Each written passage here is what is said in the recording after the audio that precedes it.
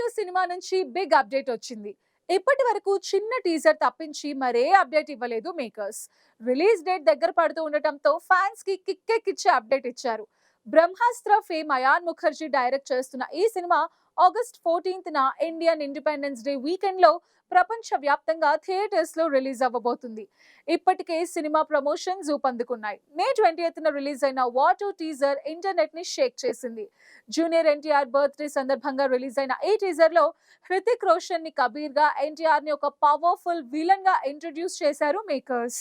Train, plane, boat, ice కేవ్లలో జరిగే high octane action scenes తో ఈ టీజర్ ఫ్యాన్స్ ని థ్రిల్ చేసింది. అయితే ఈ టీజర్ లో కొంతమంది విజువల్స్, యాక్షన్ కొరియోగ్రఫీపై విమర్శలు చేసినప్పటికీ సినిమాపై అంచనాలు మాత్రం భారీగా ఉన్నాయి.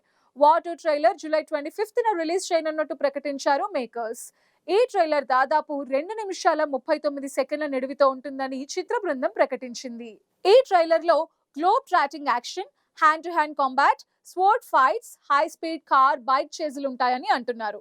ఈ ట్రైలర్ సినిమాపై హైప్ ని మరింతగా పెంచడం ఖాయమని చిత్ర యూనిట్ ధీమాగా ఉంది. వార్ 2 YRF స్పై యూనివర్స్ లో 6వ చిత్రం. ఏక్ థా టైగర్, టైగర్ జిందా హై, వార్ పఠాన్, టైగర్ 3 తర్వాత ఈ సినిమా ఈ యూనివర్స్ ని మరో స్థాయికి తీసుకువెళ్తుందని అంటున్నారు. హృతిక్ రోషన్ తన ఐకానిక్ క్యారెక్టర్ కబీర్ గా తిరిగి వస్తుండగా జూనియర్ ఎన్టీఆర్ ఈ సినిమాతో బాలీవుడ్ లోకి ఎంట్రీ ఇవ్వబోతున్నారు. ఎన్టీఆర్ పాత్ర విక్రమ్ గా కబీర్ కు సమానమైన డెడ్లీ ఏజెంట్ గా కనిపించబోతున్నారు. కియారా అద్వానీ కూడా ఒక యాక్షన్ ప్యాక్డ్ రోల్ లో హృతిక్ తో రొమాంటిక్ సబ్ప్లాట్ లో కనిపించబోతోంది.